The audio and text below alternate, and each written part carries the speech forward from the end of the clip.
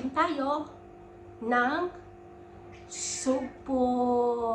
Ayan, mumukbangin natin. Mukbang na naman tayo.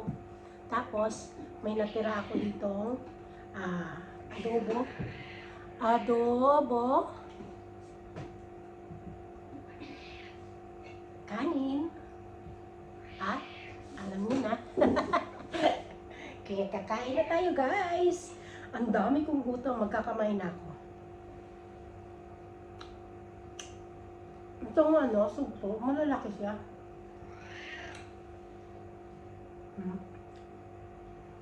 Sugpo ba? Kasi siya yung itim. Diba sa atin, sugpo yun? Ano ko to, guys? Butter, garlic sauce.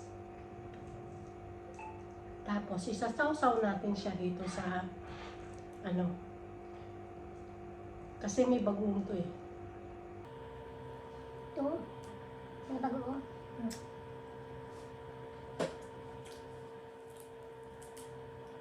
Yung prito, adobong baboy.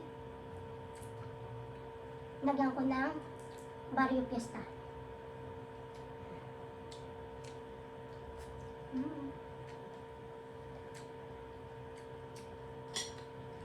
Namiss ko hipon. May nakita ako mga hipon na maliit.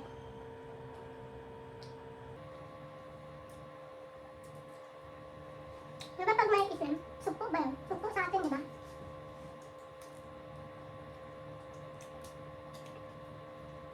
May sauce naman siya dito.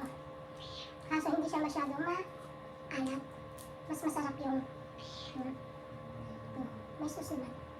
Kaso hindi siya masyadong maalat. Uy, Kuti! Yun na ito!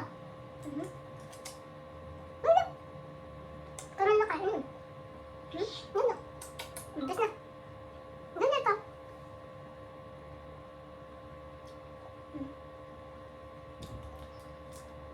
Maganda naman niya ha. Doon sa fish market. Kaso, wala akong kasama. Lan? Buo-buo? No. Basta. Ang sugpo pala, makakapal ang balat. Kaysa sa hipon, medyo makapal. Ang bago.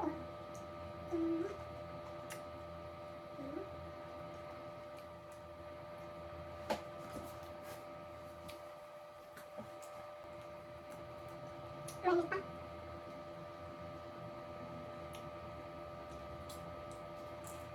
Medyo makapal yung balat kaysa doon sa hipon.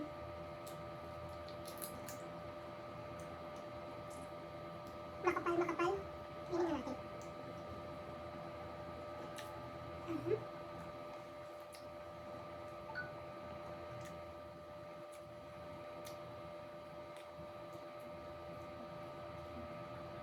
Sarap pala. Halong sugpo tsaka baboy.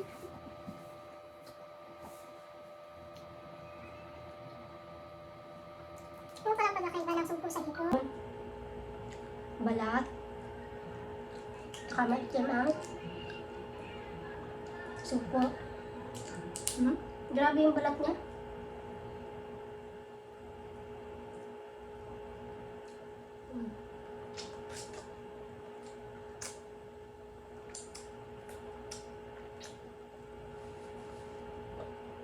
Sarap ng sauce.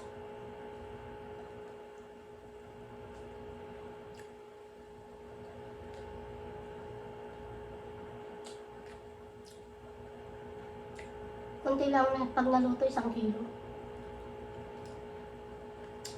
Malalaki kasi.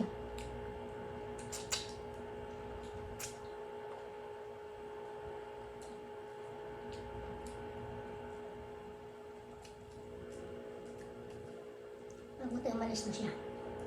Yung aking alagang makulit. Pag binanggit ko pangalan niya na, nalapit na naman yun siya sa akin. Nakatingin siya sa akin.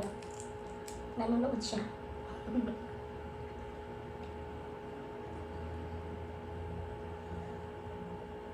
Ito ang aking adobo kahapon. Uubos na. Masarap siya i-mix. Kasi may maalat yung maalat yung adobo. May bagoong.